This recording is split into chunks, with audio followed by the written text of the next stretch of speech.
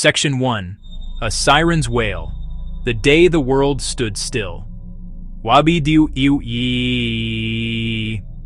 Wabi. The sound cuts through the morning air, a piercing, relentless shriek. It signals a profound rupture in the fabric of a normal day. A sound of emergency, of lives hanging in the balance. A sound that would soon echo around the globe. This is Rana Plaza. On April 24, 2013, it collapsed. What was once a bustling 8-story commercial building in Savar became a concrete tomb. It housed a bank, several shops, and 5 garment factories humming with thousands producing clothes for the Western world. When the structure gave way, it imploded, pancaking floor upon floor, crushing everything inside. More than 1,134 people were killed.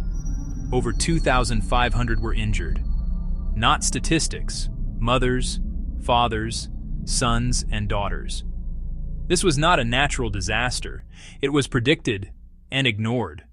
Section 2.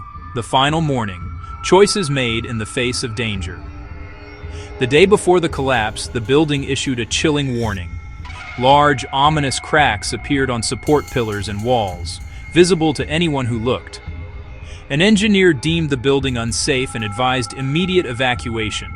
The shops closed, the bank shut its doors, employees told to stay home. The message was clear, a death trap. Yet thousands on the upper floors were denied that precaution. They gathered outside, afraid to enter, instincts screaming danger. Managers threatened them. Skip your shift, lose your pay, wages families depended on. They were coerced, bullied, ordered back inside. Owners under brand deadlines chose production and shipping schedules over human life. In the cold calculus of commerce, a horrific choice was made. Mostly young women with little power, trapped between starvation and death, walked back in. The building groaned. Time counted down its final minutes. A system had devalued its labor force to the point of disposability. At approximately 8:57, a power outage, common in Dhaka. Massive generators, illegally placed on the roof, thundered to life. Weight and violent vibration hammered an already fractured frame. Survivors recall a violent jolt, a deafening roar, then darkness. In under 90 seconds, 8 stories crumbled in on themselves. Upper floors crashed onto lower, creating a deadly pancake effect. Chaos and desperation consumed the site. From the rubble, faint cries for help. Neighbors and families dug with their hands, searching for life. Responders arrived, dwarfed by the scale and instability. Lack of heavy equipment made rescue Herculean. Water and oxygen were threaded into pockets of survival. 17 days later, Reshma Begum was found alive. But recovery stretched for weeks as hope dimmed and the toll rose. A nation scarred, an entire generation lost. Section 4. Anatomy of a Disaster. The Inevitable Collapse. A cascade of failures in design and construction, each compounding the last. Approved as a 5-story commercial space, shops and offices, not heavy industry. Owner Sohel Rana illegally added 3 more floors without engineering review. The structure was dangerously top-heavy with insufficient supports. Low-quality steel and inferior concrete were used to cut costs. Built over a filled-in pond, an unstable foundation.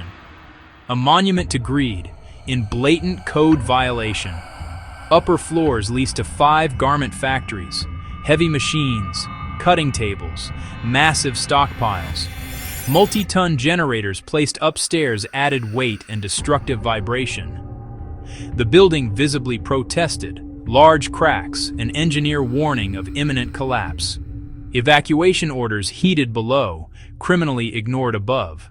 From faulty design to cracking pillars, every warning was disregarded by those who profited. The collapse was inevitable, not unforeseeable. Responsibility formed a corrupt web, from owner to officials. At the center, Sohel Rana. He drove illegal construction, bypassed codes, and built with shoddy materials. He reportedly dismissed clear warnings and assured safety. After the collapse, he fled, later arrested near the Indian border. Factory owners and managers ordered thousands back in, using threats to meet brand deadlines. They prioritized quotas over lives. Local officials and inspectors enabled it, through corruption and negligence. Savar and Rajuk failed to inspect, approve properly, or shut it down. Workers earning as little as $38 a month lacked power and representation. In a culture of fear, refusal meant hunger. Not just a few greedy individuals, an entire economic and political structure failed to protect the vulnerable. Responsibility extended beyond Bangladesh to global brand headquarters. Purchasing practices created conditions for disaster. Brand labels were found in the rubble. Fast fashion thrives on speed and ultra-low cost. Brands push lower prices and faster turnarounds.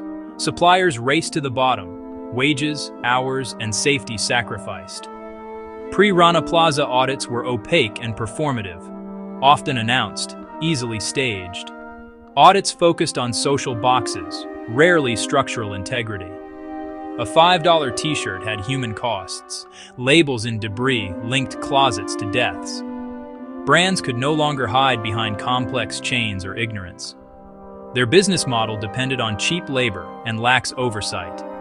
For shoppers, this was a painful moment of clarity. A turning point had arrived. In the weeks after, the focus was human suffering. Hospitals overflowed. Many required amputations and long-term care. Identification often needed DNA. Farewells were heartbreaking. Images of the dead and missing galvanized the world. Workers and consumers demanded justice and safer factories. A movement asked, "Who made my clothes?"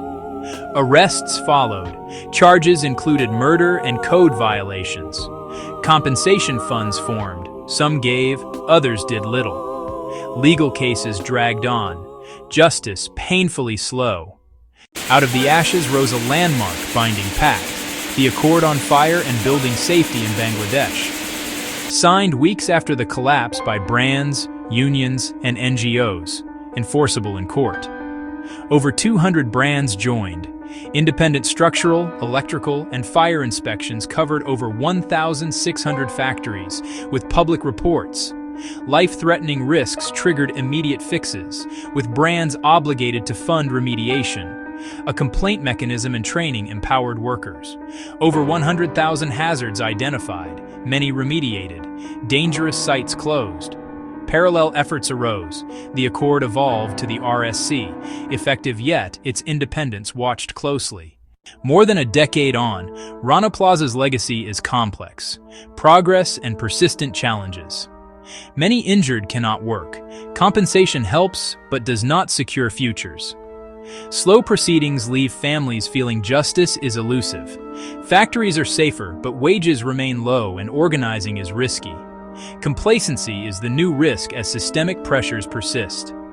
Rana Plaza warns against corporate negligence and government corruption. Real change requires governments to enforce, owners to invest, and brands to be legally accountable. Consumers must demand transparency, fair wages, and safe conditions. We must not forget 1,134 lives and ensure it never happens again.